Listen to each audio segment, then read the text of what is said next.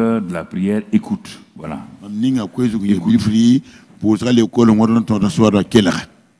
Je vais te dire deux choses avant de commencer. Première chose, les disciples de Jésus sont venus à lui. Ils étaient au sérieux. Et il y a eu leur porte-parole qui a posé la question à Jésus. Seigneur, ça veut dire qu'ils étaient vraiment embêtés. Écoutez-moi très bien. Ils ont vécu avec lui. Ils ont vécu avec d'autres hommes de Dieu. Ils sont là maintenant. Ils ont dû faire une réunion, c'est sûr et certain. Nous sommes avec ce monsieur. Nous avons examiné. Nous avons été avec d'autres qui l'ont précédé. Par exemple, notre prophète actuel, Jean-Baptiste. C'est Jean-Baptiste, vraiment, c'est un prophète loin. Il nous a enseigné la prière. Écoutez-moi, frères et sœurs. Si vous ne comprenez pas ce que je vous dis aujourd'hui, votre vie de prière n'ira pas plus loin. Écoutez-moi très important. Homme de Dieu, grand homme de Dieu, tout ça là, vous qui êtes connectés là, écoutez-moi très bien.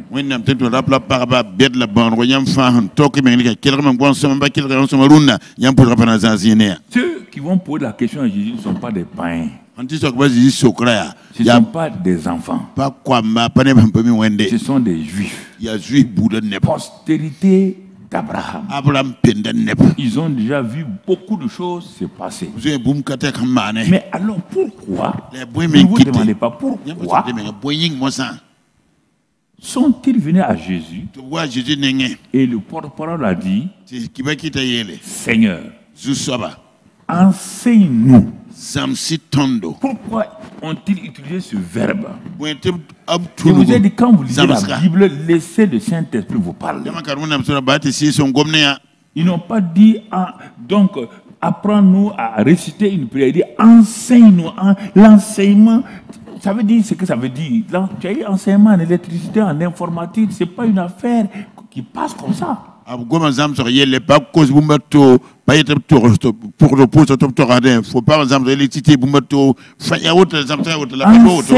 À prier. Pourquoi? Parce que nous avons assisté à l'enseignement de celui qui t'a dévancé, qui t'a présenté, Jean-Baptiste.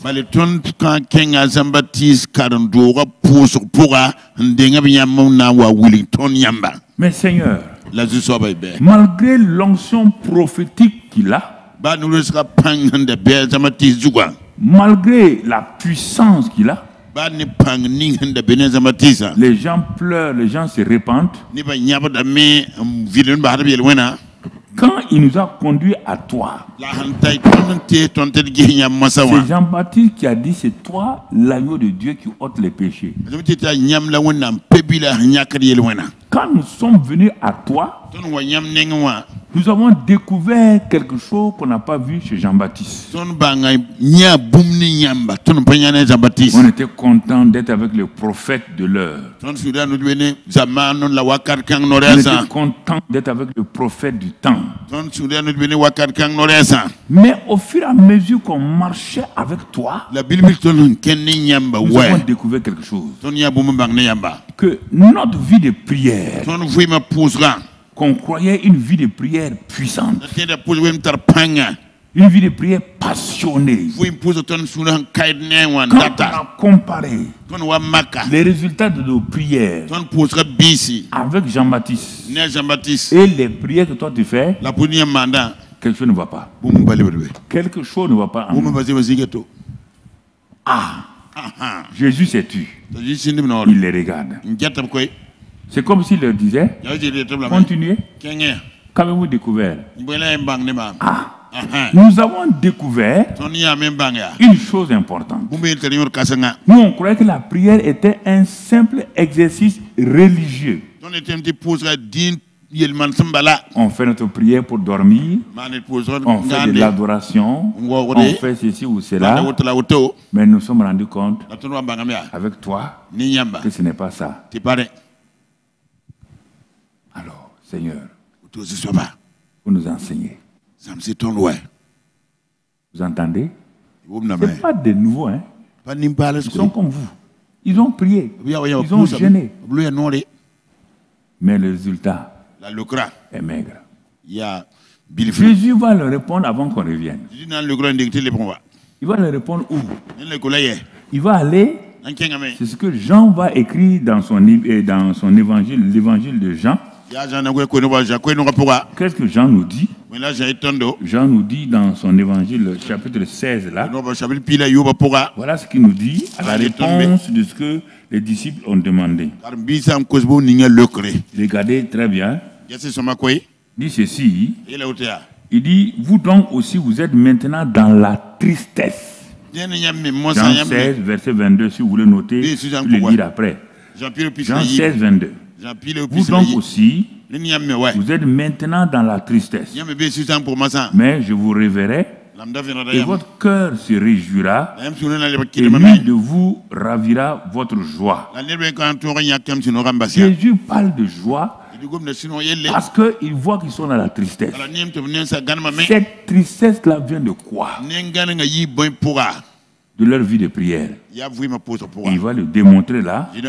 En ce jour-là, le jour que vous allez entrer dans la percée de la prière. Vous m'entendez? Le jour que vous allez pénétrer dans l'atmosphère, dans la stratosphère, quand vous allez entrer dans cette dimension, en ce jour-là, hein, vous ne m'interrogez plus sur rien. Ça, c'est la prière. Vous n'allez pas m'interroger. Vous n'allez pas interroger le pasteur. Vous n'allez pas interroger un prophète. Non. Même moi là, vous n'allez pas m'interroger. Pourquoi? Parce que je n'ai pas le temps aujourd'hui. Il y a plusieurs éléments. Comme moi je suis avec vous, je vous conseille là. Quand vous allez entrer, ce que vous voulez apprendre la prière là, vous allez rencontrer quelqu'un d'autre. Quelqu'un d'autre. Comme moi je vous conseille là, il va me remplacer. Et il va changer votre vie de prière. Vous n'allez plus me demander à moi. Parce que celui qui est en vous là, il connaît le cœur du Père. Il connaît mon nom. Il sait comment on prie. Vous ne m'interrogerez plus. Vous n'allez plus pleurer. Non. Vous ne pleurez plus. On continue. Il dit en vérité, quand il dit en vérité, ça veut dire dans l'Ancien Testament, le terme c'est ainsi, soit dit le Seigneur. En vérité, je vous le dis. Ce que vous demanderez au Père, il vous le donnera en mon nom. Intercesseur du monde. Écoutez-moi dans le monde entier. Est-ce que vous voyez ça? Ce que vous demanderez au Père, il vous le donnera en mon nom. Écoutez-moi. Sérieusement. En mon nom. Demandez. Vous recevrez. Voilà l'équation de la prière. C'est pas fini. C'est pourquoi jusqu'à présent vous n'avez rien demandé à moi. Ah non, Seigneur. Hey, quand même. On a fait veiller de prière hier. On a dit ton nom 1000 fois. J'ai vécu ça. Ce que je vous dis là, j'ai vécu. J'étais frustré. Je pleurais moi aussi. Faut m'écouter. Est-ce que... Comment? Jésus va s'arrêter et mentir jusqu'à présent vous n'avez rien demandé à mon nom. Il va dire ça pourquoi? Ils ont dit ça 1000 fois. Combien de fois tu as dit Seigneur, Seigneur, Jésus, il n'y a rien. Il a dit de t'apprendre, non? Si tu t'apprends, assois-toi et apprends. Et là, président, vous n'avez rien demandé à mon nom. Regardez, la dernière portion. Il dit, de l'autre côté, vous demanderez au Père, le Père va vous donner. Il renverse maintenant. Pour que ce soit le plus et le moins. Le plus et le moins dans la lumière. Le plus là, c'est quoi? Demandez. Et vous recevrez. L'autre côté n'a pas dit ça. Vous demanderez au Père, il vous le donnera en mon nom. Ça, c'est la clé pour entrer. Alors, quand vous allez faire ça, résumez, demandez, et vous recevrez, afin que votre joie soit parfaite. Le but de la prière, là, voilà. N'allez pas me dire non, parfois il ne faut pas mettre ton incrédulité devant moi. Parfois on prie, Dieu ne répond pas. Jésus qui répond là, dit que vous demanderez, vous recevrez afin que votre joie soit parfaite. Toute prière qui n'aboutit pas sur une joie parfaite n'est pas une prière. Oh oui, il y a combat. Le combat, c'est pourquoi? On est en train de combattre au Burkina, c'est pour faire quoi? C'est pas pour avoir la victoire, non? C'est pas pour avoir la joie? Ou bien nos soldats sont en train de combattre pour comme ça. Répondez-moi. Ils sont sur les fronts de combat pour rien. C'est pourquoi? Ah, toi, tu vas me dire que non, que parfois on peut adorer. Non. Toute prière, Jésus le dit ici, afin que votre joie soit parfaite. On amène un parent à l'hôpital. Il est en train d'agoniser. Toi, tu es chrétien. Tu vas prier. Tu amènes des gens pour prier. Il n'y a rien. Tu sors sans joie. Et tu dis que tu as prié. Afin que votre joie soit parfaite. Bon. Déjà, ça c'est l'introduction même de la prière à l'école des conquérants vainqueurs. Si tu veux aller évangéliser, il faut que tu aies ce résultat. C'est une question d'argent, ta joie doit être parfaite. Il ne faut pas tourner. Qu'est-ce qui fait que les chrétiens se battent et ils font des choses? C'est parce que leur joie n'est pas parfaite.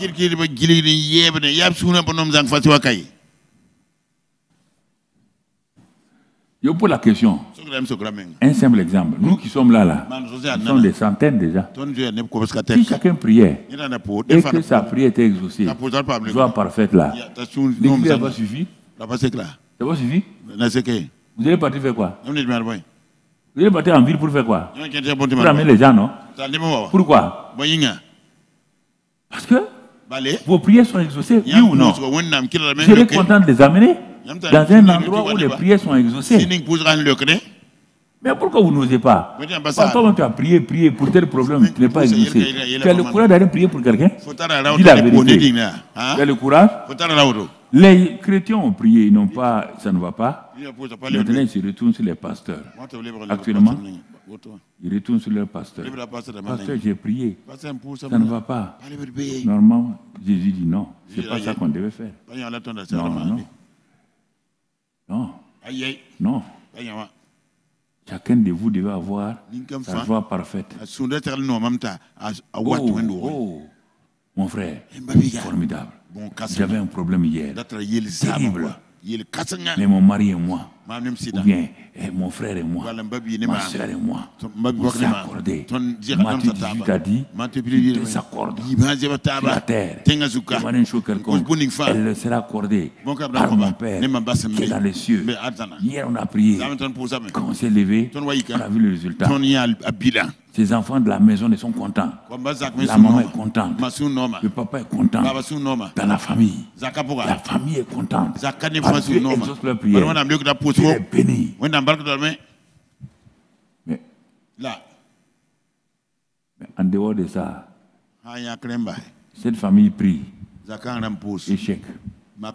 Cette famille prie. Mort. Cette famille prie. Défaite. Cette famille prie. Il n'y a rien que vous voulez que des familles qui sont dans les tourments viennent à l'église. Le seul moyen pour se réjouir, c'est le groupe musical. faut qu'on se parle. Tu m'as parlé, je suis un père. Ce qui m'a montré dit là, j'attendais ça. Le temps est venu. C'est pourquoi, quand il a insisté, Nyon, je suis venu. Je me suis dit, ah, peut-être Dieu passe par lui pour faire mon premier message sur la prière là, pour l'année 2025 déjà. Je vais reprendre sur mon séminaire Arbre de Vie. Alors, enseigne-nous à prier. La prière que nous avons apprise là-bas est inachevée. Mais toi, quand tu pries, on t'entend. Un jour, on t'a écouté, puisque j'étais avec Jésus. Ah, écoutez, il y a un qui a dit que le Seigneur n'entendait de parler d'un certain Lazare. Il a parlé avec son père d'un certain Lazare. Et puis, on dirait que j'ai entendu que le Lazare là aura des problèmes, mais de ne pas s'inquiéter. Quand le temps viendra, il va sortir Lazare. Pourquoi je dis ça? Jésus a dit dans Jean 5 que lui ne fait rien sans avoir entendu son père. Donc Lazare, il a entendu oui ou non? Il ne fait rien sans que le père lui ait dit. Je te pose la question. Si on te dit que quelqu'un va mourir, mais que tu vas aller le réveiller, pas le ressusciter, hein, le réveiller, c'est difficile? Hein? C'est difficile? Il va décortiquer la prière. Mais si on te dit quelqu'un va mourir, d'aller ressusciter, le matin tu es à Bobo de l'assaut. Non, je suis en mission. Oui ou non? Non, je veux simplifier. Est-ce que vous comprenez? Ce n'est pas simple comme ça. Pourquoi Dieu, le grand Dieu là, va prendre toi et moi pour faire quelque chose? Mais il me met dans des problèmes.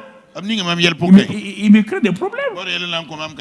Est-ce que Dieu crée des problèmes aux gens? Donc, ça veut dire qu'on n'a pas compris ce qu'il veut faire. Il n'y a rien de mauvais, on n'a pas compris. Il faut dire, je n'ai pas compris. C'est ça qu'ils ont dit. On n'a pas compris, on n'a pas réussi. Enseigne-nous. Abana. Il y a un problème dans ça.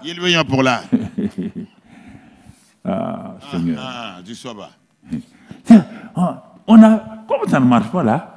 Toute la prière maintenant, on est parti en faire des exercices spirituels. Certains prient, d'autres dansent, d'autres sautent. Ça, ce n'est pas la prière. Il y a dans la prière, vous n'allez pas me trouver ici des gens qui sautent, qui dansent. On dit louer le Seigneur. C'est pourquoi danser là, tout ça. Il faut prier seulement que Dieu nous aide. J'ai reculé beaucoup de choses parce que je me disais, c'est pas arrivé. Mais je crois que maintenant, la décennie 2025, 2020, 2030 là, que le Seigneur nous enseigne et qu'il nous aille de l'avant. Alors, l'enseignement de la prière doit commencer, donc, premier pas, après cette introduction, qui doit-on prier? Voilà, la question, c'est ça. Pas qu'est-ce que je dois demander à Dieu? Non. On a entendu plusieurs fois, prier le Père, prier le Père, prier le Père. Donc, quand tu parles de prière, la première chose qui doit apparaître, qui dois-je prier? Il ne faut pas dire que je vais demander. Hein. Si tu demandes, tu vas demander à qui? L'élément important, c'est le qui, c'est pas le quoi. C'est le qui. Il dit priez le Père. Il vous répondra. Notre Père. Tout. Qui? On n'a pas dit quoi. On n'a pas dit ton problème. On dit qui dois-je prier? Notre Père. Pas notre Dieu. Non.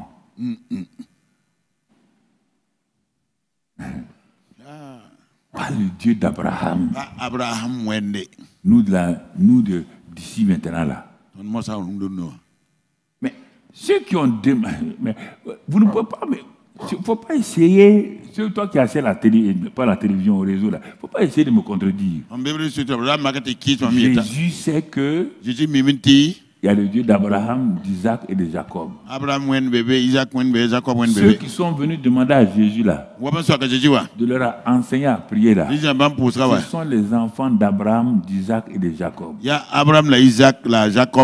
Donc ils sont d'accord avec Jésus. Jésus sait qu'il y a Dieu d'Abraham et il sait qu'il y a Dieu d'Abraham. Mais pourquoi malgré toute cette panoplie de Dieu d'Abraham, de Jacob, depuis Genèse, jusqu'à où Jésus parle là, pourquoi Jésus n'a pas dit, voilà comment vous devez prier, Dieu d'Abraham, d'Isaac et de Jacob?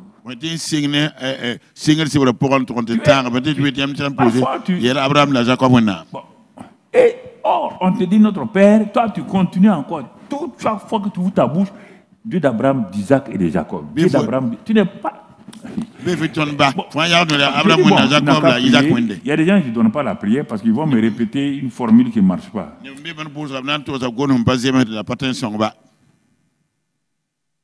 On te dit de me dire, enseigne-moi la surface du carré. Tu parles m'enseigner la surface du triangle. Ça n'ira pas. Ça ne marchera pas. C'est hors sujet. Jésus dit notre Père.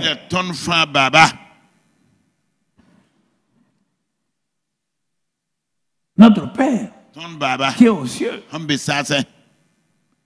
Pourquoi? Parce qu'il veut unir les Juifs et les païens. Ceux qui ont posé la question, il n'y a pas un seul païen parmi eux. Les païens ne sont pas sauvés. La croix n'est pas venue. Jésus a projeté, au moment où il parle aux Juifs, il n'est pas venu pour eux, il est venu pour les païens. Il dit notre Père. Notre Père. Et c'est depuis ce jour-là que nous nous disons notre Père qui est aux cieux.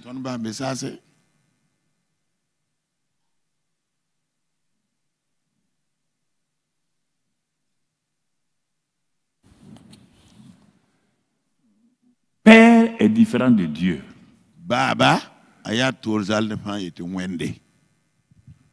Dieu, c'est un être ni commencement ni fin. Créateur. Père. Il se positionne comme pourvoyeur. Il prend soin de toi. Dieu est le Dieu de tout le monde. Il est le Dieu des animaux.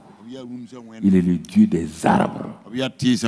Tu entends? Mais le Père n'est pas père des animaux. Il n'est pas père c'est pas moi de la terre ni des montagnes. Il est ton Père. Il est ton pourvoyeur. Il est celui qui s'occupe de toi personnellement.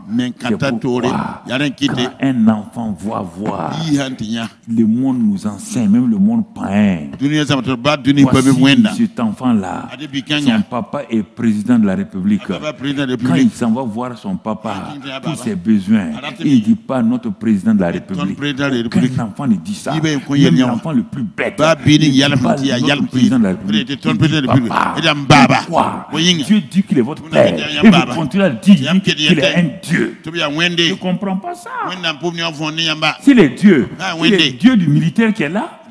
Il est Dieu de ceci, il est Dieu de ceci, mais il ne peut pas rentrer. Mais l'autre, le petit là, quand lui dit Père, la porte est ouverte. Il rentre.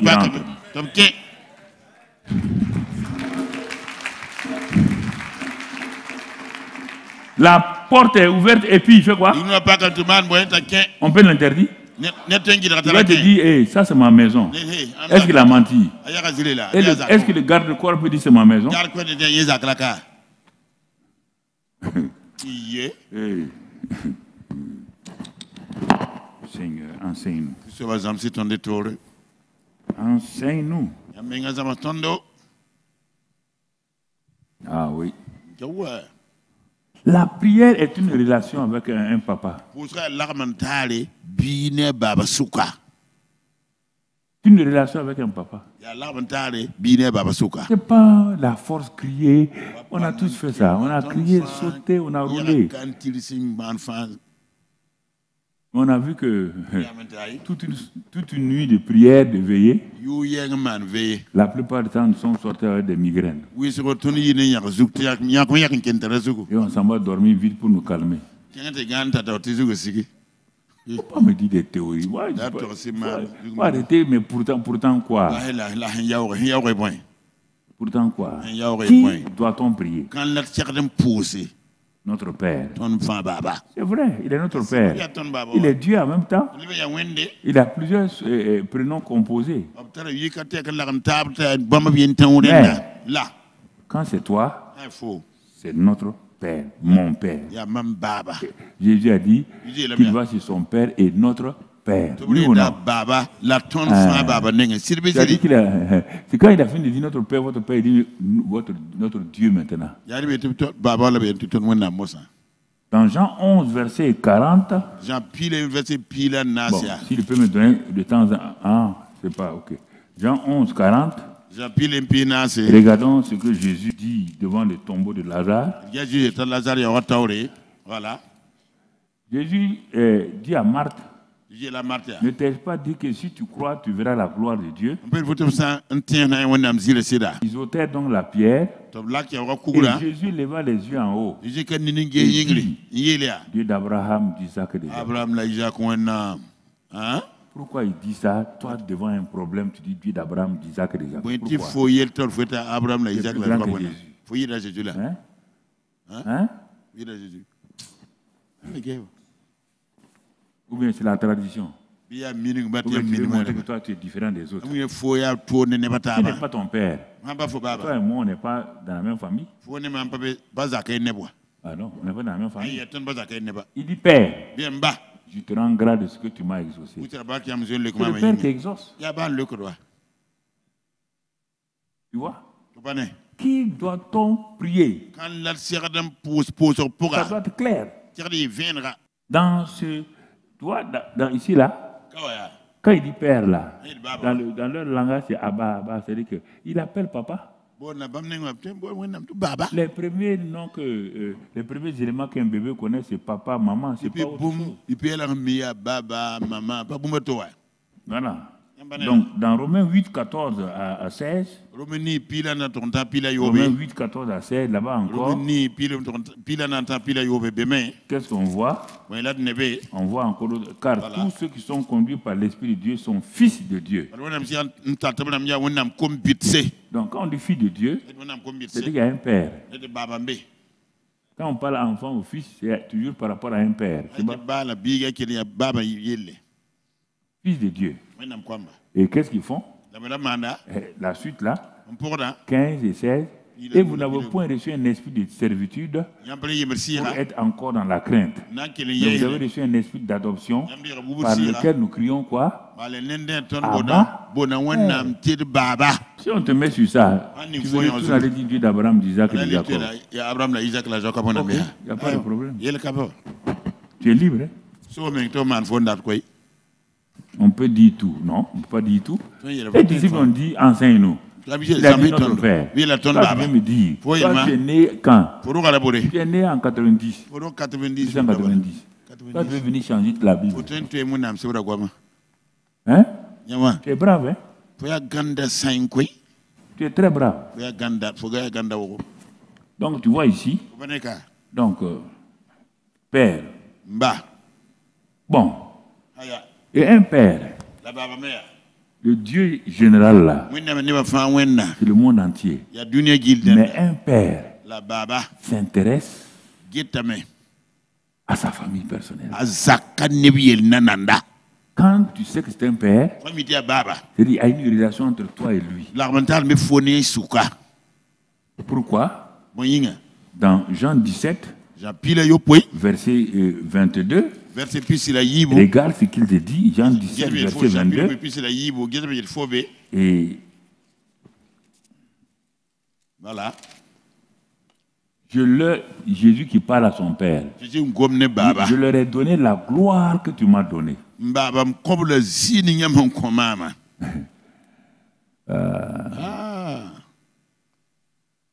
Toi, tu parles, on dit, non, on va, la gloire de Dieu. Dieu dit, je t'ai déjà donné ma gloire.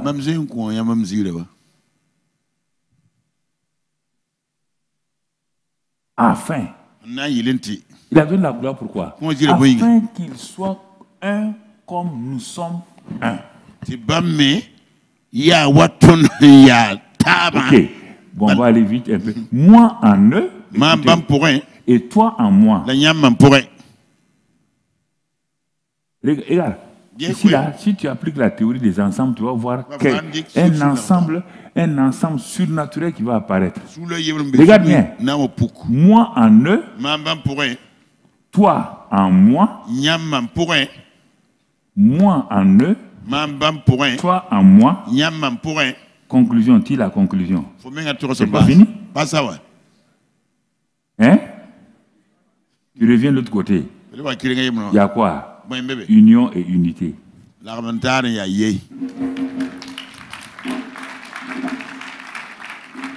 La suite. Afin, tu vois bien, qu'il soit parfaitement quoi?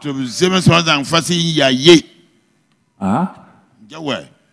C'est ça qui est la fondation de la prière, oui. Et que le monde connaisse. C'est pas fini. Que tu m'as envoyé. Et que tu les as aimés comme tu m'as aimé. Alors, hey, Seigneur. Écoute-moi un peu. Tu les as aimés comme tu m'as aimé. Alors, ça là-haut, si ce n'est pas ton incrédulité. Hey, Jésus, est-ce que Jésus ment? Hein? Qu'est-ce qu'il vient de me dire? Que le Père là, est-ce qu'il a dit Dieu? Le Père là, parce que vous êtes des frères. Le grand frère dit, hein? Tu les as aimés comme tu m'as aimé. Et toi tu dis qu'on ne t'aime pas. Ça. Mais si ton voisin ne t'aime pas, que ton frère t'aime, il y a problème. Je ne sais pas quel problème vous avez. Pourquoi vous avez des problèmes avec les autres et je ne comprends pas. Tu sors de la maison. Ton papa tape ta tête comme ça, un peu, il dit, ah, petit, je t'aime beaucoup. Hein? Ouh, mon petit, tout ça là, tu sors. Et puis tu t'envoies. Tu sors. La voisine, la sorcière là. Dès que tu sors, il dit, ta tête plate comme ça là. Et c'est ça qui va te décourager. Par rapport aux paroles de ton père. Mais c'est ça que vous faites, vous me dites ça. Vous me regardez comme ça. Le papa dit que je vous aime. Dieu a tant aimé le monde. Pour vous montrer qu'il a aimé le monde, il n'a pas épargné son fils. Romains 8:32, il l'a donné. Quand tu sors, Satan sait que ton père t'aime. Et il veut gâcher ton cœur. Il va mettre dans la bouche de quelqu'un une parole négative. Et c'est ça là toute la journée. Toute la journée. Toi tu es abattu. Et tu dis que toi tu es chrétien. Tu arrives à la maison. Ton papa dit à quoi?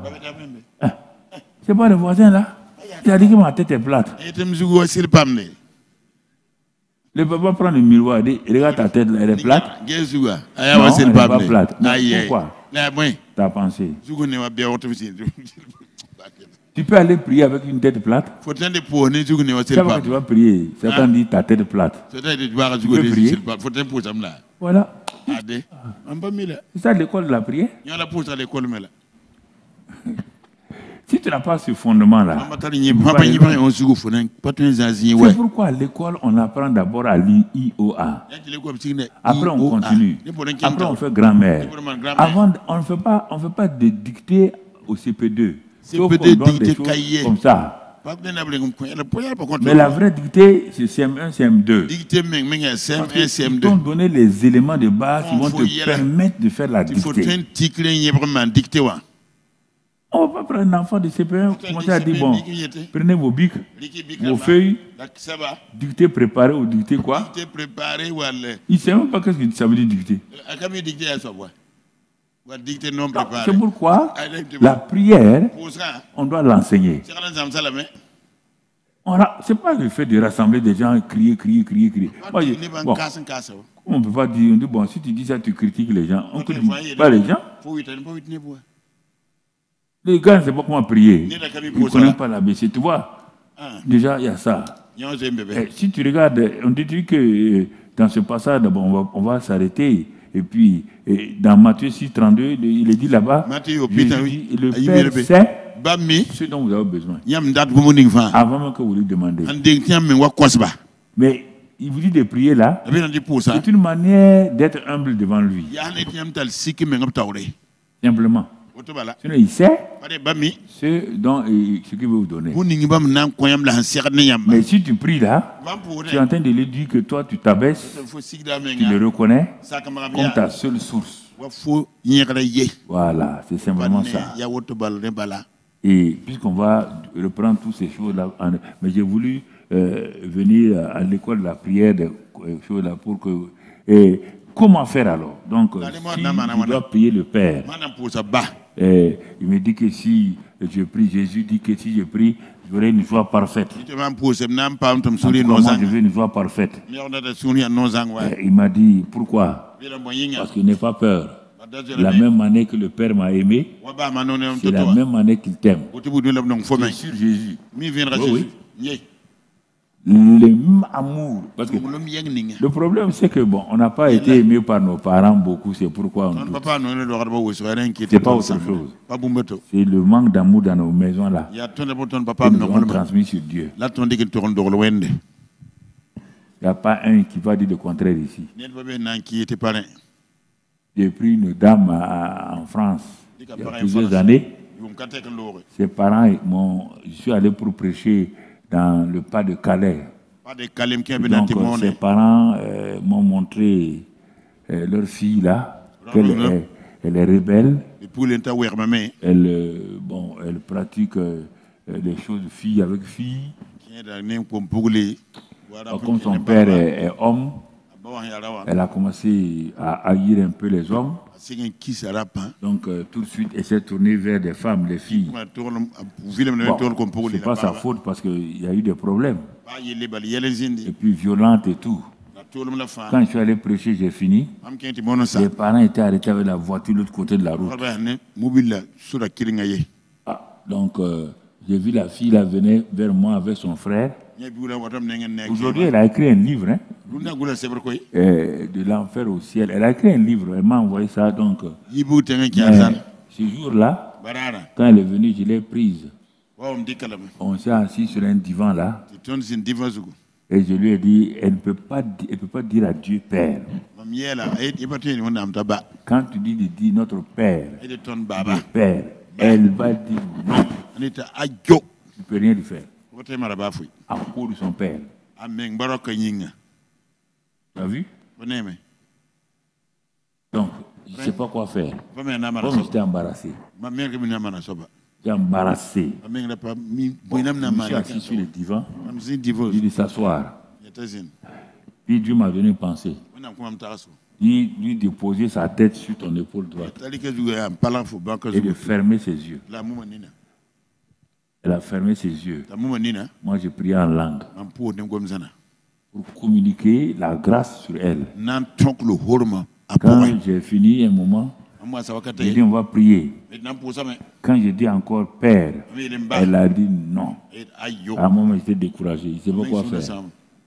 Non, c'est sérieux. À l'intérieur, elle a rejeté l'image de Père. Et je ne peux pas entendre le mot Père. Parce qu'elle a souffert des irrégularités de son père à son niveau. Son père l'accuse pour ça, jamais félicite. C'est ça le problème. Quand tu es une maman, tu ne félicites pas ta fille, tu n'encourages pas. Quand elle va se marier, son mari va souffrir entre ses mains. Mais oui, puisque tu as vu faire ça. À la fin, bon, j'ai demandé à Dieu, qu'est-ce qu'on va faire? J'ai été obligé de poser ma main maintenant, de dire, de répéter. J'ai pris autorité de répéter. Quand elle a répété, à un moment donné, j'ai vu que c'est même pas moi. C'est la présence de Dieu qui est venue sur elle, qui l'a libérée. Elle a commencé à quitter les filles, de tourner vers nous. Elle s'est mariée à un très bel homme là. Ils sont maintenant à Paris. Elle a fait son témoignage, elle a fait un livre là, qu'elle m'a envoyé. Ce n'est pas le seul cas. J'ai vu plusieurs. Un grand-père, à l'époque, il avait presque un âge comme moi. L'âge que j'ai aujourd'hui. Mais moi, j'étais jeune, j'avais 30 ans. C'était un grand industriel de Paris. Il est venu dans sa ville d'origine. Ses enfants, ses petits-enfants l'ont dit de venir. Qu'est-ce qu'il faisait? Ce vieillard-là dormait avec des petits garçons dans son lit. Donc, faisait des choses bizarres. Ses enfants, tout le monde, ses petits-enfants, tout le monde était vraiment déçu et tout. Mais il ne pouvait pas. Il était tenu.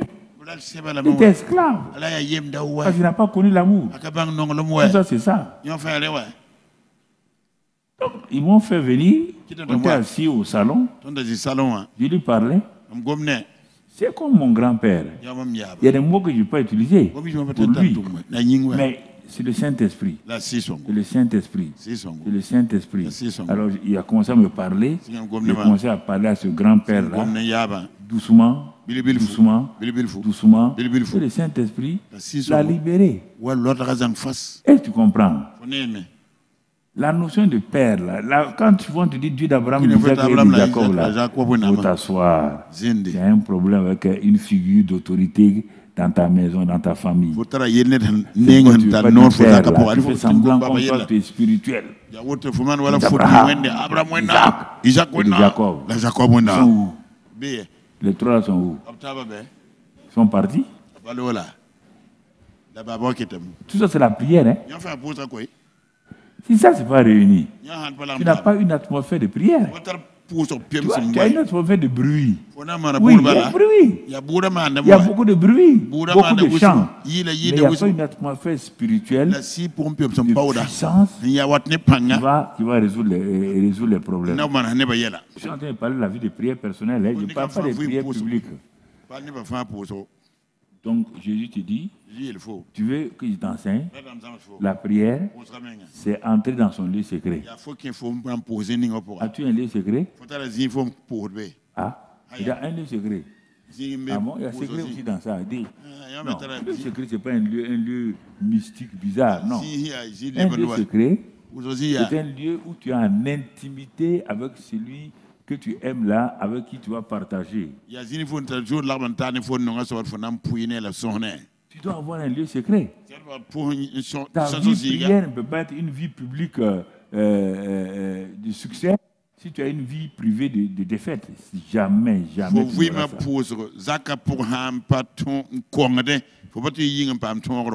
La vie publique de prière dépend de la vie privée de prière dans le lieu secret. Quand tu ne pries jamais dans le lieu secret, tu n'adores pas. Et tu sors pour prier. Tu es en train de te tromper toi-même. Dieu ne va jamais te répondre. Non, Dieu ne va te répondre. Tu trompes les gens. Hein? Comment? Regarde, je vais te donner un exemple terre à terre. Hein? Tu n'as jamais d'intimité avec ta femme. Tu veux que ta femme accouche à la maternité. Elle va accoucher quoi là-bas? Non, elle va l'accoucher quoi? Réponds-moi.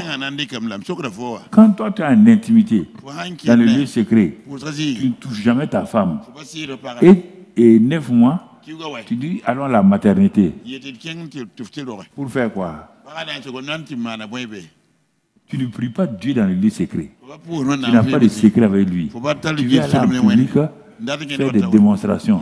Satan va te honir. Satan va te déshonorer. Satan va te ridiculiser.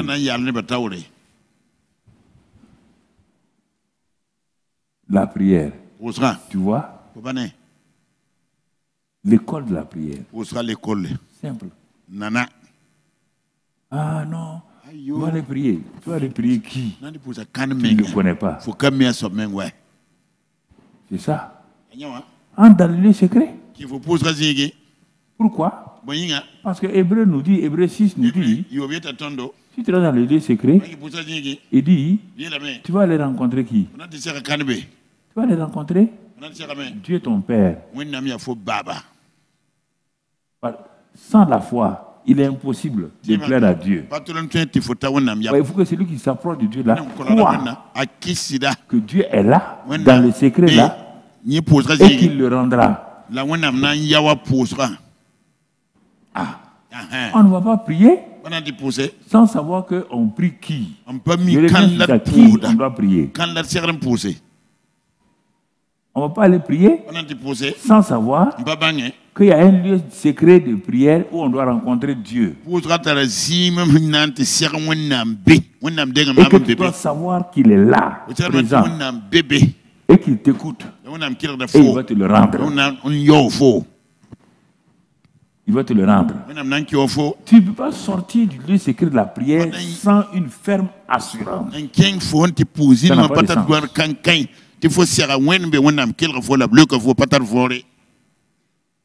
Tu sors sans assurance pour aller faire quoi?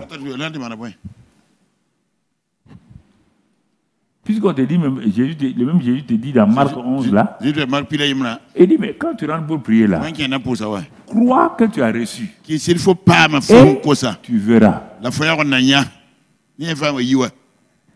Crois que tu as reçu. Et maintenant, la manifestation va se faire.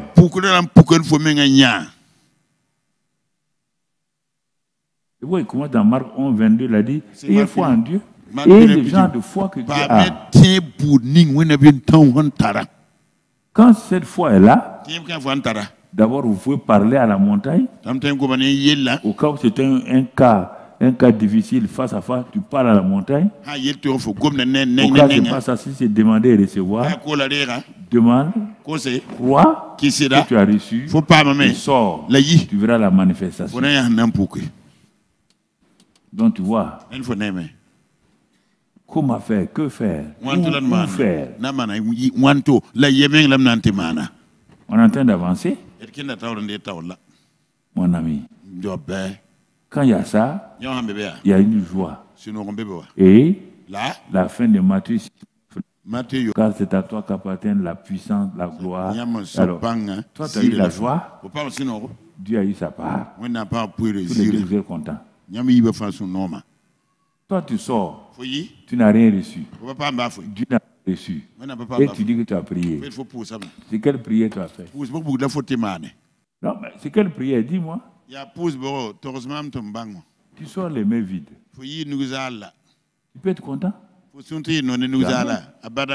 C'est le béaba de la prière comme ça.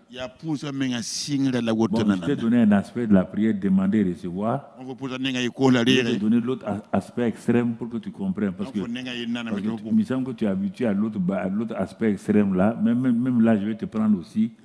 On va aller dans ça. On a fini avec maintenant la joie parfaite qui vient de demander et de recevoir. On va voir la deuxième partie. On a fini avec la joie parfaite de demander et de recevoir. Je n'ai pas fini, mais je préfère arrêter là. On doit prier quelqu'un qui? Le Père. Non, résume ça, tu vas voir. Deuxième partie de la prière, j'ai voulu prendre les deux extrêmes pour que tu comprennes. Ça, j'ai intitulé, ce n'est pas demander et recevoir. J'ai intitulé La bataille de prière. La prière peut être une bataille, un vrai combat. Ça, c'est un autre aspect. Or, la plupart des chrétiens d'aujourd'hui sont dans cet aspect-là. Je te pose la question. Tu prends un civil, tu mets un fusil dans sa main, d'aller au front, c'est que tu veux le tuer. Tu veux le tuer. Tu comprends? La bataille, le combat, le corps à corps. Combat, la prière, du conquérant vainqueur. Lisons dans le, si tu peux nous aider, Cantique des Cantiques 6, verset 10. On va présenter d'abord le conquérant vainqueur. Cantique des Cantiques 6, 10. Cantique des Cantiques. Regardons ce qu'il dit là-bas. Et au verset 10, c'est ça, j'ai dit, qui est celle qui apparaît comme l'aurore, belle comme la lune. Mais on commence, tu vois, on présente le conquérant vainqueur, voilà, elle est belle, tout ça. Là. Écoute, voilà la suite. Pure comme le soleil. Mais terrible comme des troupes sous leur quoi? Terrible comme des troupes sous leur bannière. Le conquérant vainqueur, c'est un homme d'amour. Quand il est au milieu de ses frères et sœurs, il y a des bonnes relations, il pardonne, il pratique l'amour. Mais maintenant, brusquement, tu vois cet homme ou cette femme-là, tout change en lui. Tout change en elle. Et tu découvres une troupe, des commandos habillés qui sont là. Donc, le conquérant vainqueur a deux éléments.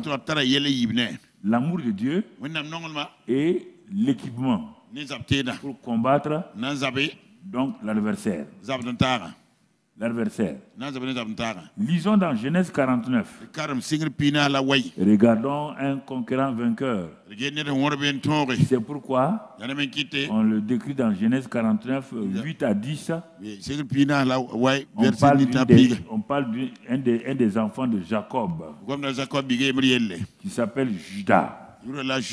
Regardons-le. Il ressemble à ce qui est décrit dans Cantique des Cantiques par Salomon. Genèse 49, verset 8. Il dit Judas, tu recevras les hommages de tes frères. Ta main sera sur la nuque de tes ennemis. Les filles de ton père se prosterneront devant toi. On continue.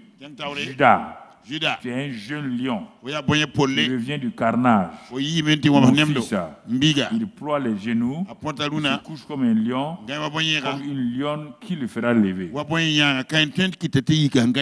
Voilà comment on te présente le conquérant vainqueur. Dans le livre de Cantique, et dans ce passage-là. Alors, ça c'est le conquérant vainqueur sur les fronts. Les différents fronts. Donc tu vois, il a sa vie personnelle qu'on a vu dans la première partie. Quand il a des besoins pour sa famille, il demande, il reçoit. Donc tu vois, ça c'est sa vie de prière personnelle. Il est épanoui dans cette vie-là. Mais face au problème, ce n'est pas demander de recevoir, c'est se positionner comme un lion, un jeune lion, une lionne. La lionne est plus dangereuse que le lion. La lionne est plus dangereuse que le lion. Donc, une lionne, qui le fera lever? Alors, c'est cette partie aussi que je vais vous laisser pour que vous puissiez voir, développer tout ça dès maintenant. Donc, tu vois mon frère. Donc, quand tu regardes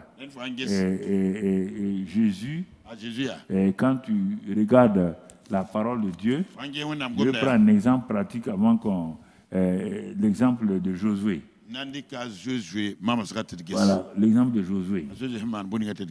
Moïse a formé Josué. Moïse a béni Josué. Moïse a éduqué Josué. Moïse l'a formé. C'était disons, le premier chef d'état-major, quand Moïse était sur la montagne en train de prier avec les anciens. C'est Josué qui était dans la vallée en train de combattre donc Madian et tout. Voilà. Donc, on voit ici que si on prend les combats de Josué, Josué a eu 31 combats pour conquérir Canaan. 31 combats pour conquérir Canaan. Bon, on va voir le premier combat. C'est important. La première chose importante. C'est pourquoi j'ai dit je vais vous amener, Dieu voulant, dans le chiffre 1, le chiffre 2, le chiffre 7. Et puis le chiffre 8 qui est un nouveau commencement. On va voir tout cela par la grâce de Dieu. C'est que Dieu nous conduise en tout. Donc on prend Josué 6 et on regarde attentivement ce passage. Et même on pouvait lire d'abord Josué 5 verset 13. Josué était arrêté, il y a deux. Quand Josué était arrêté devant Jéricho, il y a deux choses qui se présentent à Josué. Tu vois? Bon, qu'est-ce qu'il a vu d'abord? Il a vu ceci. Comme Josué était près de Jéricho, il leva les yeux et regarda. Ah.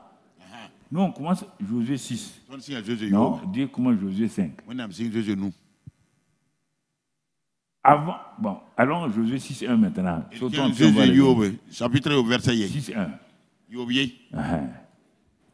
Et là-bas, il est dit, Jéricho était quoi? Fermé et barricadé devant les enfants d'Israël. Bien aimés, jeunes gens, voici un conquérant vainqueur. Il s'en va pour s'emparer du territoire que Dieu lui a déjà donné. Mais il est aussi dans le naturel, comme toi et moi. Il a des yeux, des oreilles, il a aussi des émotions, des sentiments. Il faut inclure ça dans l'affaire. Hein? Pas jouer au champion. Il n'y a pas de champion ici. Il est arrêté, il voit deux dimensions. Deux dimensions. La dimension naturelle, qui est là, la dimension surnaturelle.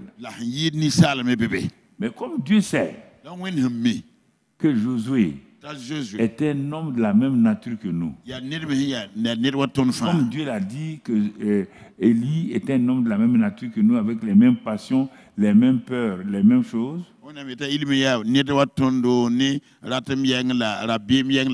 Pourquoi dans Josué 1, Dieu a dit à Josué, prends courage, je n'ai pas peur. Prends courage. Pourquoi? Il savait que Josué va rencontrer ce cas-là. Il sait que tu vas rencontrer des cas comme ça. N'essaie pas de jouer au champion. Mais pour que Josué ne soit pas découragé, qu'est-ce qu'il fait? Il dit qu'il est près de Jéricho. Il leva les yeux et regarda. Il va voir les deux dimensions. Mais Dieu, qu'est-ce qu'il a fait? Il a préféré que Josué ait la dimension surnaturelle avant de voir la dimension naturelle.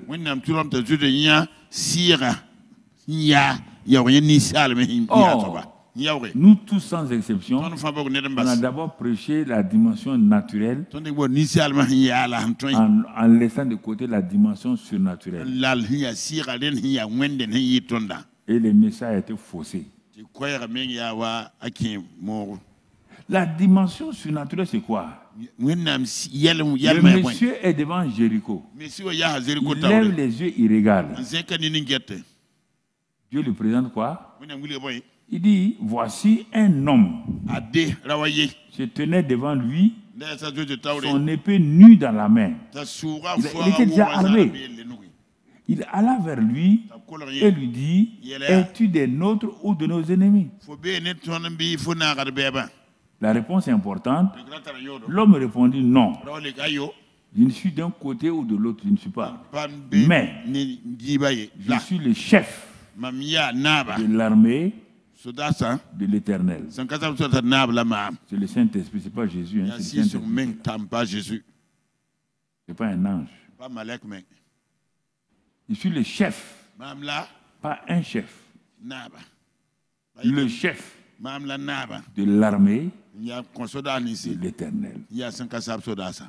Je vous pose la question. Vous êtes devant une situation. Le ciel vous envoie un homme comme ça. Vous tremblez encore? Hein? Si vous n'avez pas rencontré Dieu dans le lieu secret, ce qu'il vient de dire là, Matthieu 6, comment vas-tu que les murailles de tes Jéricho tombent? Ça va tomber comment? Tu n'as pas reçu d'ordre. Tu n'as pas reçu de révélation. Non, tu n'as rien reçu. Puisqu'on te dit courage. Il t'a dit courage. Courage, ça veut dire qu'il sait que tu as peur. Parfois, il faut dire à Dieu, j'ai peur, donne-moi ton courage.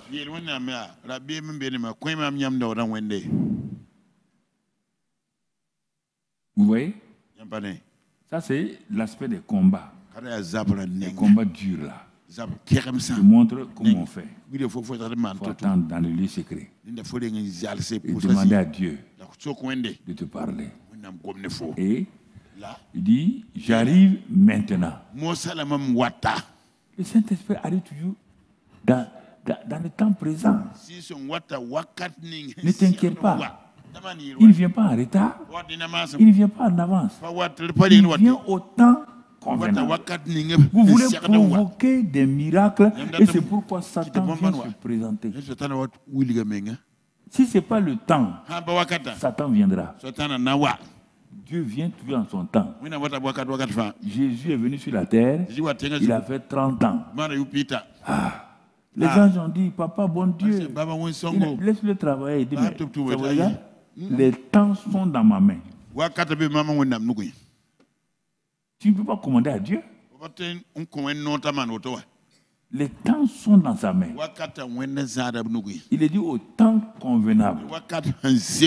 Dieu a envoyé son fils. Paul dit au temps convenable.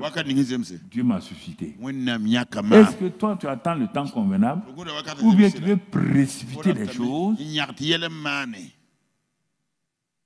Ah Seigneur, on me critique, ma belle famille me critique, je n'ai pas encore d'enfant, donne-moi un enfant, donne-moi un enfant. Voilà l'enfant qui vient. Un homme, un adjudant-chef.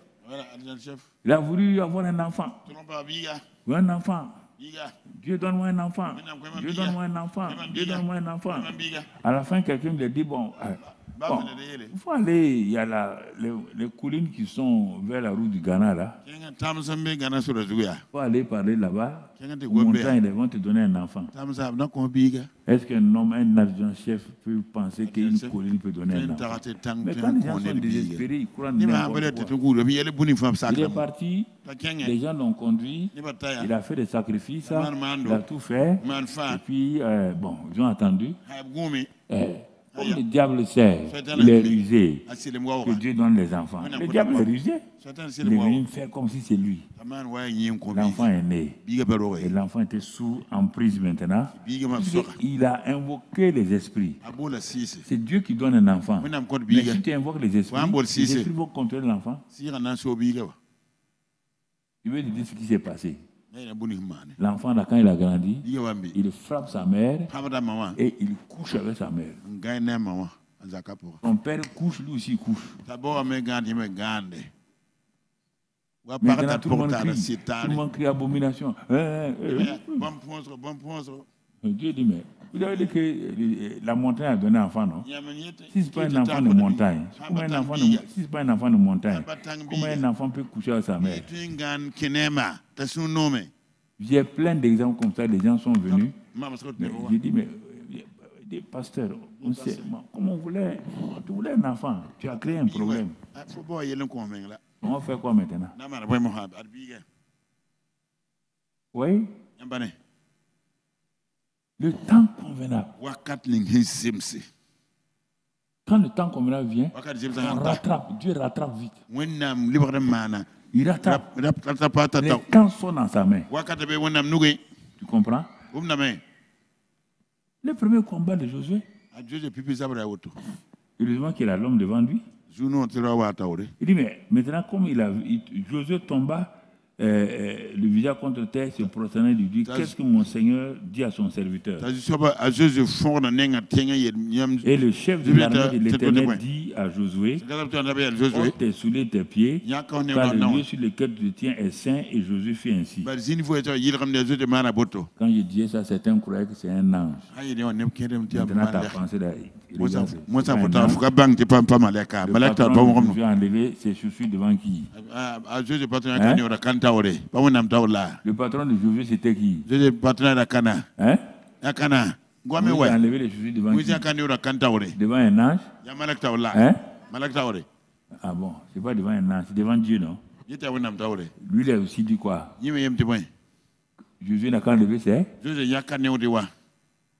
Quand dans Daniel a voulu se protéger devant un ange, il a dit comme des compagnons de service. Quand il a vu ça là, allons dans Josué 6. Je te pose la question. Quand Dieu parlait à Josué là-haut, est-ce qu'il a dit chapitre 5, chapitre 6? Hein? Ce sont les hommes, non? Hein? Donc enlève le 6 là. Continue ta lecture. Hein? Josué fait ainsi. Quand il a fait ainsi là, on lui fait quoi? Jéricho était fermé et barricadé devant les enfants d'Israël. Personne ne sortait et personne n'entrait. Est-ce que Josué a peur encore? Hein? Il est devant qui? Il est devant quelqu'un, non? Et puis il voit la ville la barricadée. La peur? Quand Dieu est avec toi, toute ville barricadée devient quoi? Tu as la clé, oui ou non?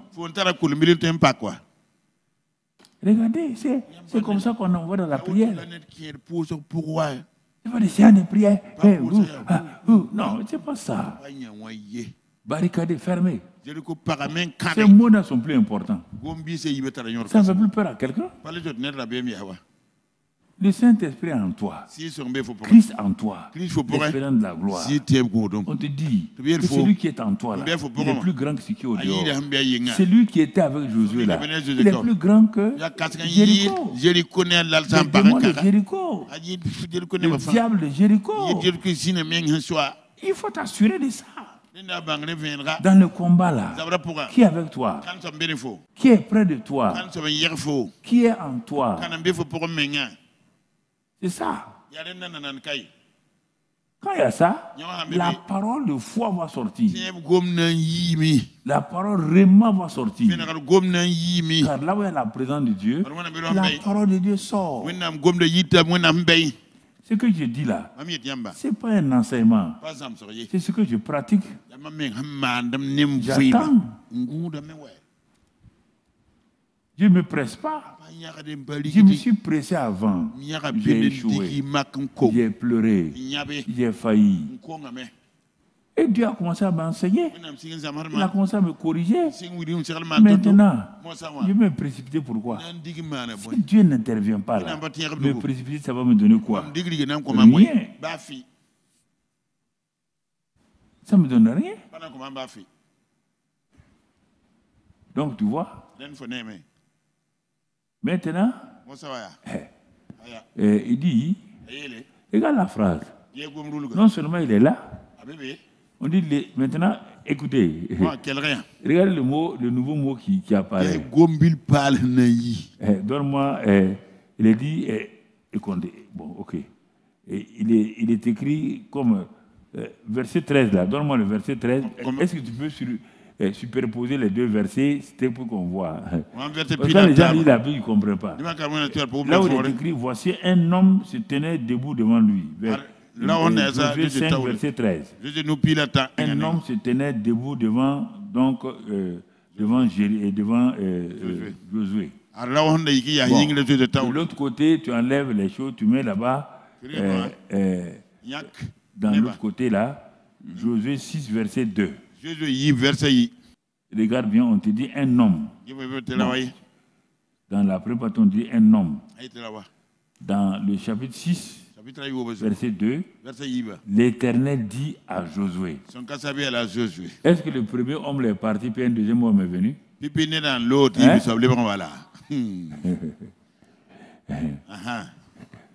Est-ce qu'il est parti? Il était toujours, on dit que Jésus a enlevé ses chaussures, il était concerné. Est-ce que l'autre est parti rapidement? Il dit à quelqu'un, viens me remplacer. C'est la même personne, non? Ici on l'appelle homme, ici on l'appelle l'Éternel. Tu n'as pas vu ça prévu dans la Bible? Tu n'as pas vu ça? Des hommes sont venus visiter qui? 3 hommes sont venus visiter qui? Quand il les a vus, il les a donné quoi? Du fonio, non? Ils ont tapé fonio. L'Éternel m'a tapé fonio.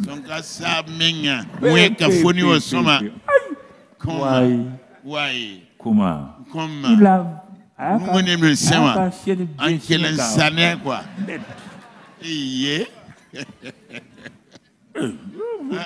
c'est un père. Pourquoi vous voulez même vous compliquer la vie là? Mais quand Abraham l'a regardé. Quand il a dit bon, on va partir. Merci de nous avoir accueillis. Vraiment que sois béni. Hein? Les deux sont partis. C'est lui du milieu là. Regardez l'acuité, même avant que ça. Quand il avait les 3 venus là, quand Abraham est parti, qu'est-ce qu'il a fait? Il s'est prosterné devant qui? C'est lui du milieu là. Quand les autres sont partis, celui du milieu n'est pas resté. Et ils ont commencé, il a commencé à découvrir Dieu, plus, non plus dans la dimension humaine, mais dans la dimension divine. C'est ça. Quand on commence à découvrir Dieu, c'est simple. Jésus, c'était un homme. Non, attends. Continue. Maintenant, il dit à Abraham, est-ce que je vais cacher quelque chose à Abraham? Moi, Dieu là, je ne peux pas cacher quelque chose à Abraham. Parce qu'Abraham sera mon ami. Ah, il est important. Regarde-le. Au fur et à mesure qu'Abraham découvre qui est celui qui était là. Maintenant, quand il va dire, plus tard, prends ton enfant, il va aller et sacrifier. Est-ce qu'Abraham a eu peur?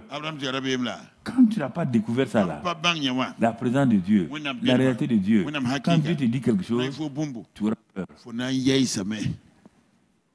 Mais Dieu ne t'en veut pas, hein? Tu es un homme. Il ne t'en veut pas. Parfois, on est négatif. Ça, donc, non. Il faut dire à Dieu que tu as peur. Que tu n'as pas compris. Parle-lui. C'est ton père. Tu comprends? Un homme, on dit l'Éternel. Un homme avec Abraham, un ange, on parle de Dieu. C'est dans toute la Bible comme ça. Vous allez trouver un homme, il dit Melchisedec, roi de Salem. Il prend, parce que Dieu peut se démultiplier. Ça veut dire quoi? Hein? Amen, viens à ta chaise ici. Il est assis. Toute la Bible de Genèse à Apocalypse, j'ai déjà vu 3 personnes assises. Je pose la question. Vous qui voulez, chaque fois quand je dis quelque chose, que les gens de la ville ont dit, que votre pasteur a dit des choses. Dans la Bible, je te défie. Tu as déjà vu 3 dieux assis quelque part? Bon, ok. Tu as vu le Père assis, le Fils assis, le Saint-Esprit assis. Donc, le Fils est le Père est Esprit. Le Saint-Esprit est Esprit. C'est quel esprit qui... Hein? Il y a 2 esprits alors. Et puis celui qui est au milieu là. Il est assis sur le trône. Il a tenu un livre. On dit... Quand je parle de Trinité, je ne parle pas de la manifestation de la Trinité. Ça, c'est normal. Père, Fils, Saint-Esprit, c'est Trinité. Mais je dis la Trinité physique qu'on peut voir, le Père, le Fils, le Saint-Esprit, montre-moi ça dans la Bible. C'est ça que je dis. Il n'y a rien de mauvais. Sinon, le Père. Mamadou Karambiri, père de David, fils de Daouda Karambiri, mari de Hortense. La Trinité est là. Mais est-ce que tu nous vois séparés?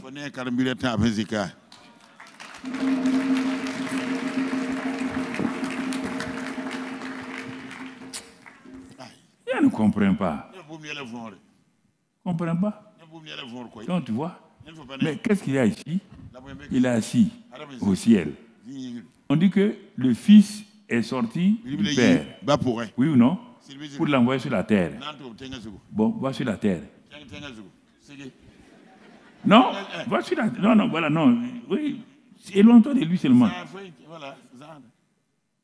Le Père a changé? Il est toujours là, non? Hein? Bon, Willy, viens te mettre là. C'est le Père. Il est toujours Dieu, hein? Il est Dieu esprit. Il dit, maintenant, je vais descendre comme ange. Il descend comme ange. Ici, il descend comme homme. Ici, il descend comme ange. Il est toujours quoi? Il est toujours quoi? Il n'a qu'à aller dans 1000 places. Il est toujours quoi?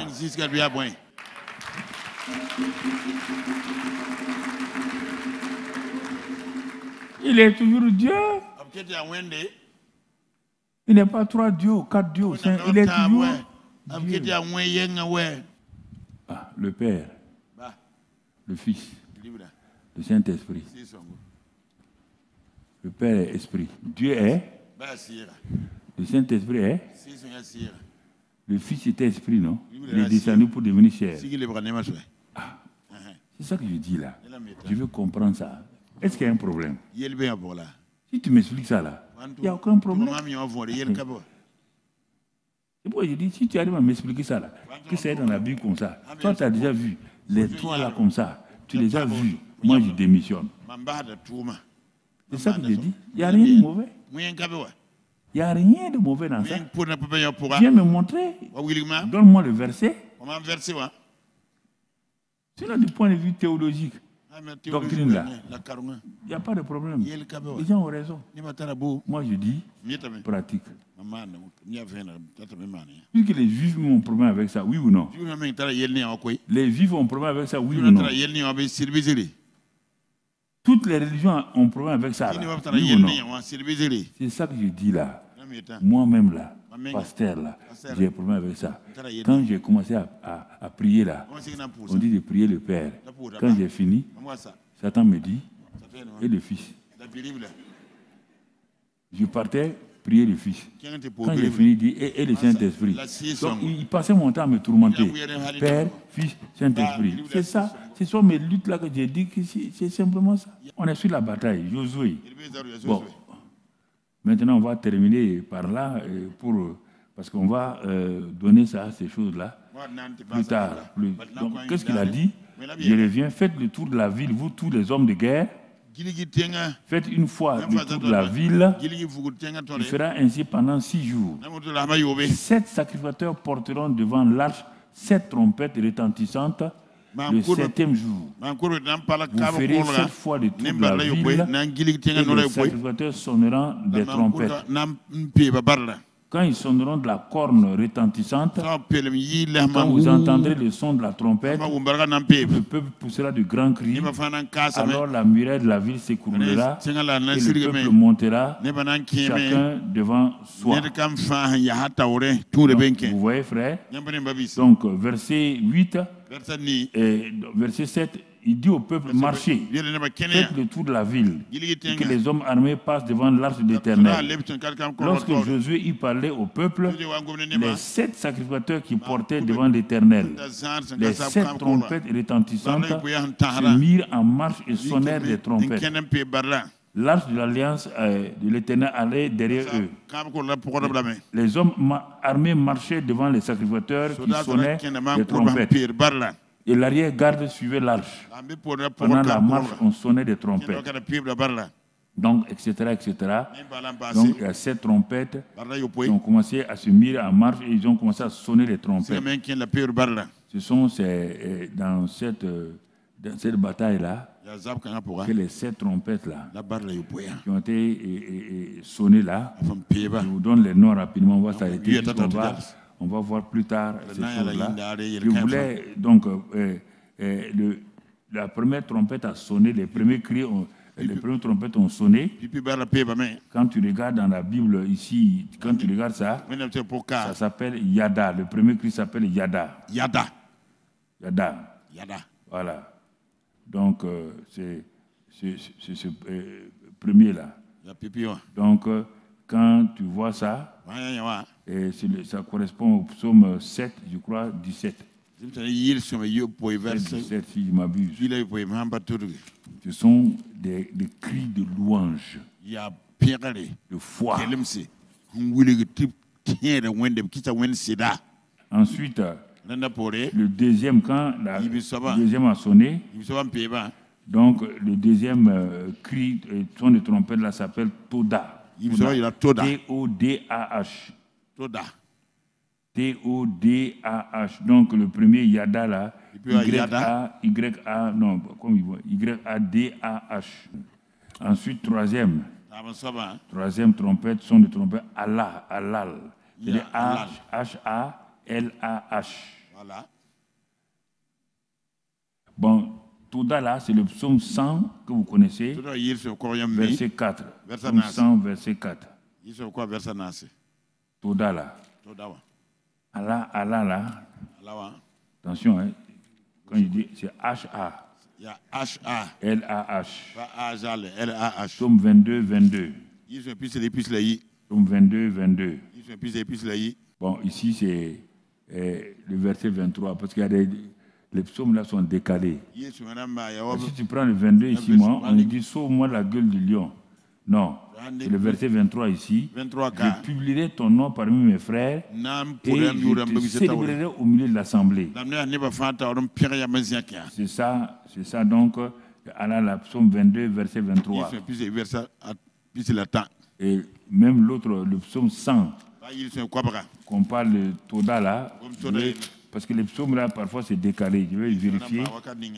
100, verset 4. Entrez dans ses portes avec des louanges, dans ses parvis avec des cantiques. Célébrez-le, bénissez son nom. Les 7 trompettes là, c'est des louanges, des cris de louanges. Puisque on va voir que dans le psaume 22 plus tard, que Dieu habite dans la quoi?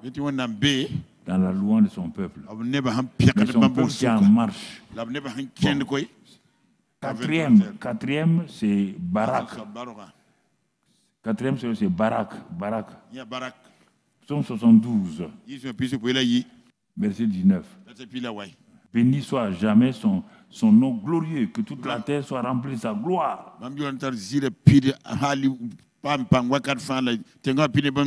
Voilà, donc c'est ça que chaque chose, chaque trompette, chaque tour correspondait à une expression de Dieu.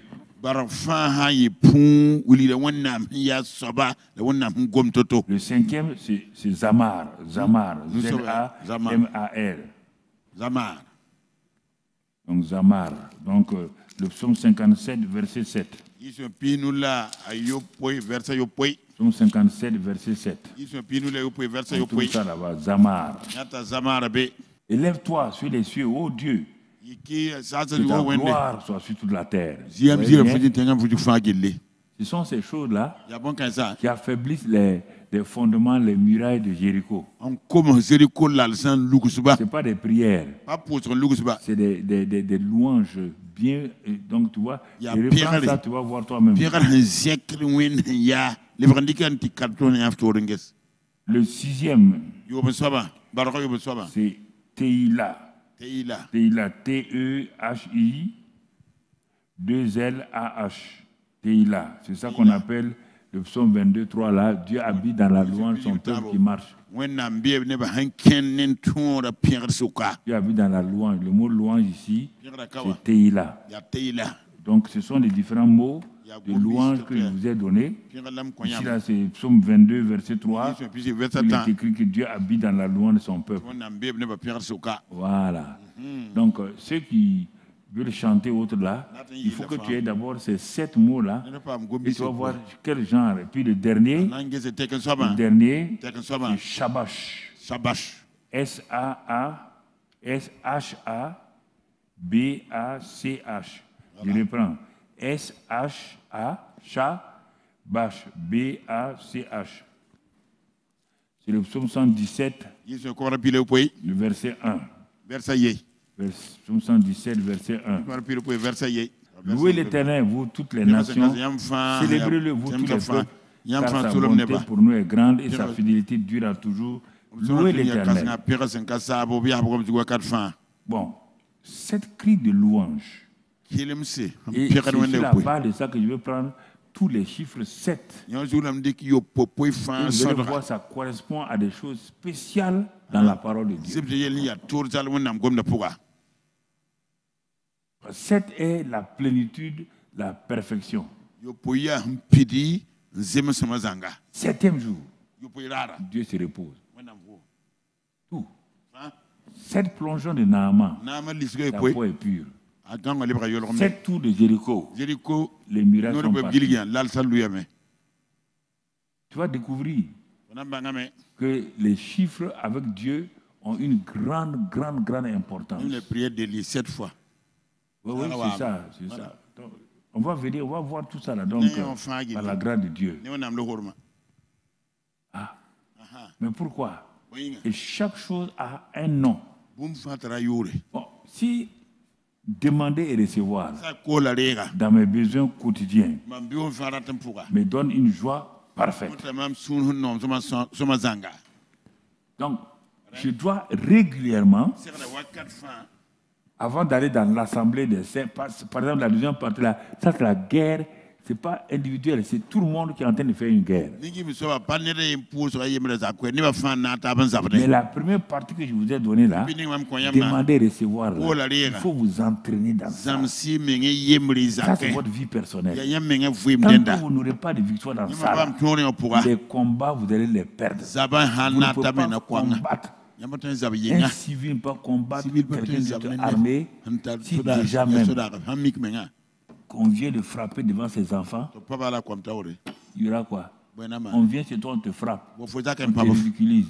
Tu vas aller sur quel combat? Ce que je vous ai dit là, c'est si simple.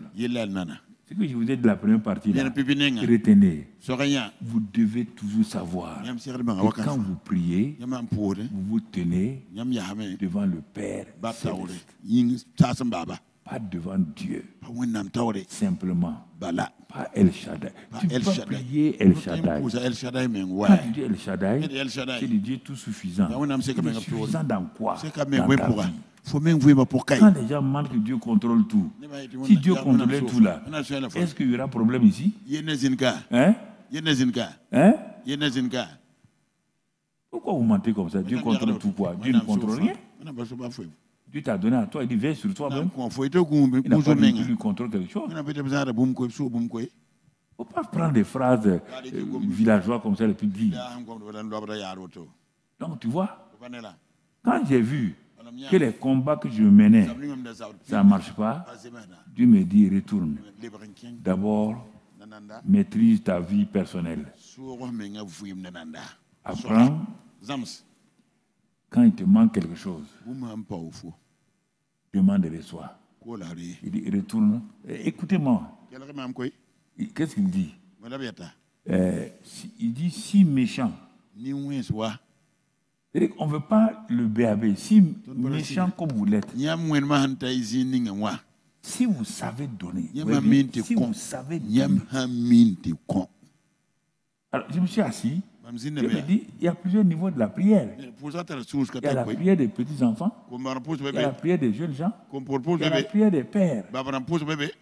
Les petits-enfants ne peuvent pas, même chez toi, ton fils est né, ne te demande pas des choses comme le dernier. Et pourquoi chez moi vous voulez... C'est comme si Dieu était tourmenté. Vous, chez vous. Votre petit enfant là, une seule phrase, vous comprenez ce qu'il veut. Mais quand l'aîné vient, il dit autre chose. Mais quand vous venez chez moi, vous n'êtes pas grand et vous voulez jouer au grand. Vous voulez des tournures, des phrases compliquées. Il dit, mais un bébé, Exaucer, sa prière exauce comment? La main sort le sein. C'est pas fini? Est-ce qu'il dit, maman, sein de maman, sors ton sein maintenant. Va laver. Tu as lavé ton sein. Va laver d'abord. Nettoie ça. Prends ma bouche, mets là-dedans. Tu as dit à le bébé faire ça? Je ne comprends pas. Pourquoi vous êtes compliqué? Pourquoi vous êtes compliqué?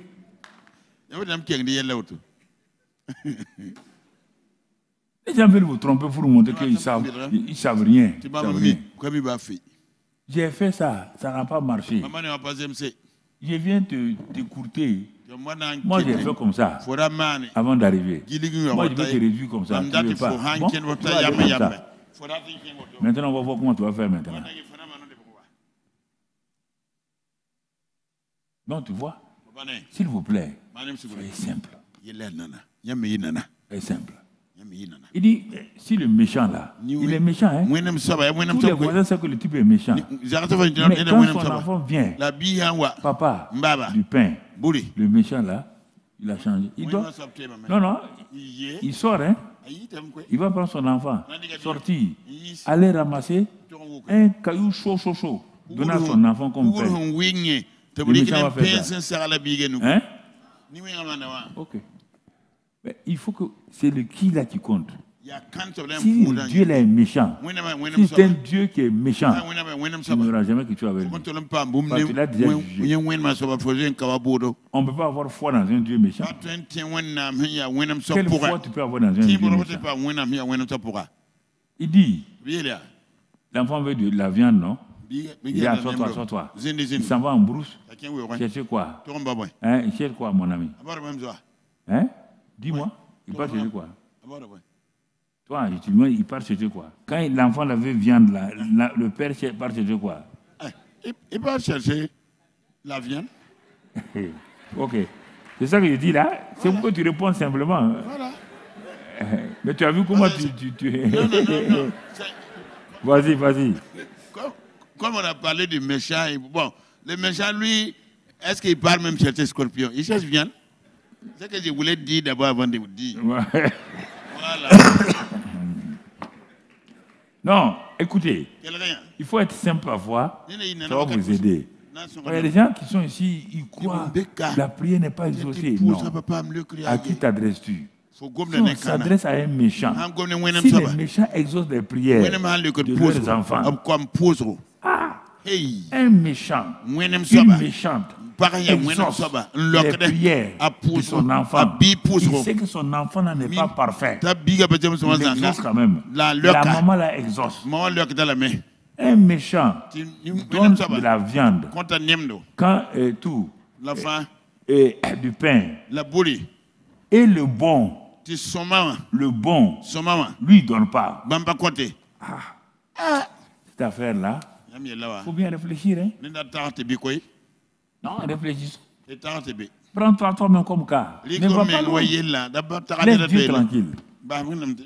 Prends toi-même comme cas. Tu vas arriver à la maison tout de suite là. L'enfant va courir. Papa, tu as duré. Hein?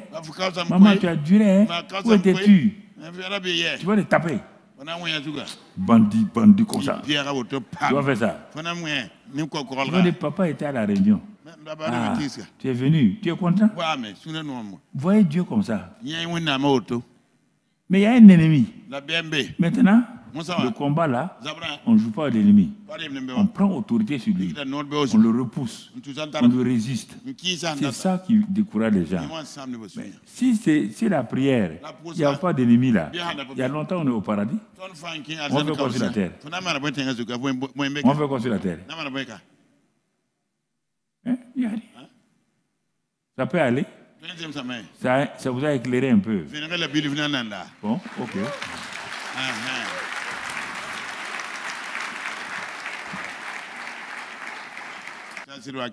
Moi, je crois que s'il y a de grandes choses devant nous, je ne vous mens pas. Hein. Mais, écoutez, prenez-vous vous-même au sérieux. Asseyez-vous et puis dites-moi, tout seul, cette affaire de vie chrétienne là-haut, je suis devenu chrétien là-haut. C'est pourquoi. C'est vrai que j'ai des besoins. C'est vrai que vraiment, il y a des choses qui ne vont pas. Mais tu m'as sauvé là. Premièrement, c'est pas pour aller au paradis, hein. C'est pour avoir la vie éternelle.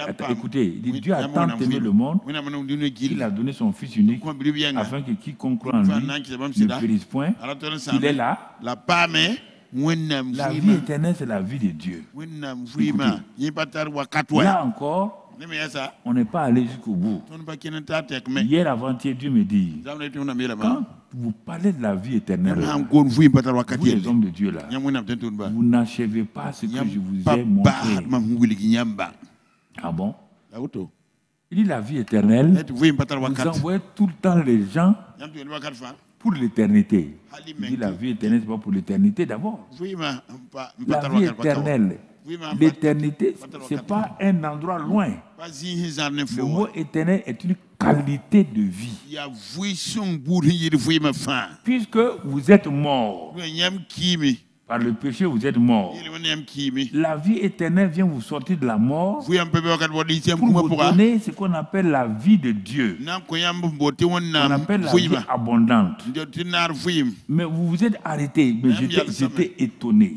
Tous ces grands hommes du monde là, tout le monde s'est arrêté avec la vie éternelle. À quoi? Pour aller, pour que notre esprit soit né de nouveau. Et il me dit, continue. Il dit, toi-même, regardez l'ambiguïté dans laquelle vous êtes. Votre esprit est régénéré par la vie éternelle. Et moi, j'ai dit que vous aurez la vie abondante. Si la vie éternelle s'arrête seulement à votre esprit, votre âme et votre corps, vous allez vivre ça comment? Ah. Je voulais répondre. Il ne faut pas répondre quand tu te poses, pas répondre. Je voulais répondre par Romains 12. Ça a été tout le temps ma réponse. Bon, l'esprit, il n'y a pas de problème. Mais maintenant, le corps, on doit le maîtriser. Il dit, tu dois maîtriser quel corps? C'est quel corps? Le vieux corps ou bien le nouveau? Puisque tu as crucifié l'homme ancien. Et j'ai enlevé, donc j'ai réduit à l'impuissance donc le corps. Romains 6, 2. Il dit, quand j'ai soufflé en Adam là, il a eu une âme vivifiante. J'ai restauré votre âme. Mais, qui a fait ça? C'est toi, c'est ta prière. Ta prière peut faire ça. Non. Ta prière peut te guérir. Parce que même pour guérir là, qu'est-ce que j'ai dit? Va dans Romains 8, 11. Ici, l'esprit de celui qui a ressuscité Christ d'entre les morts est en vous, il donnera la vie à votre corps mortel. Donc, c'est le même Saint-Esprit qui vous a régénéré là, qui a fait de vous donc semblable à Dieu encore. Comme dans le premier élément, qui vous a donné la vie éternelle, le même Saint-Esprit. Quand je dis maintenant, prenez la parole. La parole là, c'est l'épée de qui? C'est l'épée du Saint-Esprit. Romains 12, 2. Soyez transformés, métamorphosés par le renouvellement de l'intelligence. Le Saint-Esprit prend sa parole, Hébreux 4, 12, et il vous travaille. Il vous travaille. Il vous travaille. Il vous travaille. Il ramène vos besoins en relation avec Dieu. Quand il a fini, il va maintenant, quand tu es malade, le même Saint-Esprit, il a ressuscité le corps de Jésus. On n'a pas dit, il a dit le corps. Alors, s'il a ressuscité le corps de Jésus, et le même Saint-Esprit là, est en toi, il donne la vie à ton corps mortel. Je me suis repenti. 50 ans j'enseigne. Il vient me bloquer, là, comme un analphabète. Tu veux que je dise quoi? Mais tu me suis arrêté. Il dit, hein? Donc on a créé des problèmes aux chrétiens là comme ça. Vous avez dit que l'esprit, c'est le Saint-Esprit. Son âme, son corps, vous dites de sanctifier, de serrer. Va acheter des ceintures, serre ton corps, tu vas voir si tu vas mettre. J'ai levé mes mains, Seigneur. Pardonne-moi, pardonne-moi. Pardonne-moi, oh, pardonne-moi. C'est ça que je dis la vérité. Et mes collègues pasteurs disent, tu dis trop la vérité aux chrétiens. Tu veux que je leur dise quoi? Si ça ne va pas, je leur dis. Donc, vous comprenez?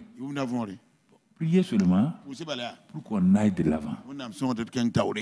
Écoutez, l'école des concurrents vainqueurs, là, n'allez pas prier pour vos djabas et vos sumbala. Dieu vous a déjà donné le djabas et sumbala. Priez que le peuple, là, que les gens qui sont là, les gens souffrent. Les gens souffrent. Et Dieu, il a les mains chargées. Chaque fois que les gens prient, il n'y a pas de réponse. Les bénédictions retournent au ciel. Chaque fois, les bénédictions retournent au ciel. Dieu il est frustré. Frustré. Qu'on n'arrive pas à donner à ses enfants ce lui veut leur donner. Je vous dis la vérité. Si quelqu'un vous dit le contraire, c'est ça. Et moi, je ne veux pas continuer à frustrer le cœur de Dieu. Si vous priez, dites-lui, donne-lui d'écouter ta voix. Donne-lui de ne jamais reculer, de prendre nos besoins au sérieux. Tu n'as pas appelé pour... C'est ce qu'il va avoir au ciel là. Il ne faut pas qu'il gaspille ça. Donc, priez pour que, même si je ne veux pas là, il n'a qu'à m'amener pour que j'obéisse. Parce que sans ça là, on va manquer des choses. Et après on va dire, ah, il y a ça. Je n'ai pas... Les gens ne comprennent pas, hein. Ceux qui nous... Que non, il faut souffrir là. Il n'y a pas quelqu'un qui souffre qui va aller dans la joie aux choses. Pas dit ça. Il faut pas axer les choses sur le péché. Le vieil homme du péché a été vaincu. Si tu pêches, c'est que tu veux pécher. Il n'y a aucune discipline pour arrêter le péché. Il n'y a aucun effort pour arrêter le péché. Par le Saint-Esprit, tu vas arrêter. Pourquoi?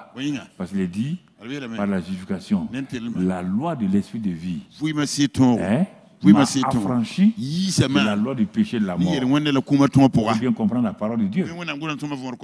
C'est la loi de l'esprit de vie qui m'a franchi de la loi du péché. Ce n'est pas le fait qu'il dit je ne veux plus voler, je ne veux plus mentir. Personne ne peut faire ça. Moïse a échoué avec ça. Maintenant, Dieu a envoyé la loi de l'esprit de vie. On trouve ça dans Romains 8. Étant justifié, d'abord Romains 4, 25, étant justifié par la résurrection, on a Romains 5, 1, on a la paix avec Dieu. Quand on a la paix avec Dieu, Romains 5, 5, l'amour est répandu dans nos cœurs.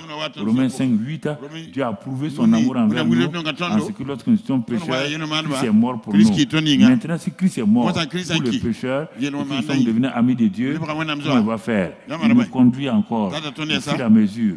Romains 5, il nous dit, mais un seul homme a péché, la mort a régné. Un autre homme est venu. Lui, il a obéi, il a amené quoi?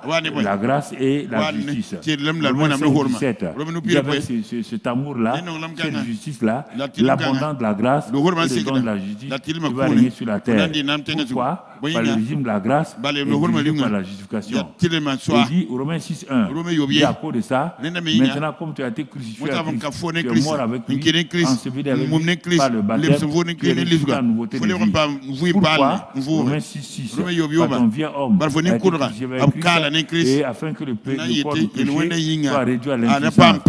Celui qui est mort est libre du péché. Maintenant, le péché n'est pas dominé. Et il continue. Mon frère, dans Romains toujours 6, et il te montre comment tu vas finir. Et là-bas, il te passe à Romains 7. Maintenant, il laisse le péché. Romains 7, il te montre la loi. Il dit la loi est là.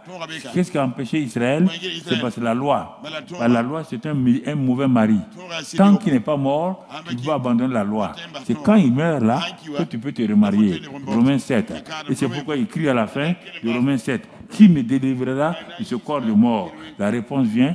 3 points de suspension, il dit Jésus-Christ. Il attaque Romains 8. Si c'est Jésus-Christ qui attaque, il dit mais si quelqu'un est en Christ, bon, on n'est pas arrivé à 2 Corinthiens 5 d'abord. Il dit que la loi de l'esprit de vie va t'affranchir la loi du péché. Pourquoi? Parce que cette loi-là domine. Il dit mais si tu n'as pas cette loi-là, tu ne peux pas vivre. Et il t'amène à Romains 8, 11. Et il continue à Romains 8, 14. Ce sont ceux qui sont conduits par le Saint-Esprit, qui sont fils de Dieu. Pourquoi? Romains 8, 16.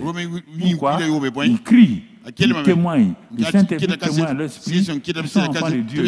Il quitte là-bas, Romains 8, 26. Il dit, tu ne sais pas prier, tu ne sais pas comment faire. Mais le Saint-Esprit est venu pour t'aider à prier toutes les choses. Et Romains 8, 28 dit que, pourquoi? Parce que toute chose concourt au bien de ceux qui aiment Dieu, qui sont appelés selon Dieu. Il les a justifiés, sanctifiés et élevés. Romains 8, 32. Lui qui a prouvé son amour envers toi, il te donne cela, te sépare. Qui peut te séparer de l'amour de Dieu? La tribulation, la nudité, la faim, non, car dans toutes ces choses-là, nous sommes plus que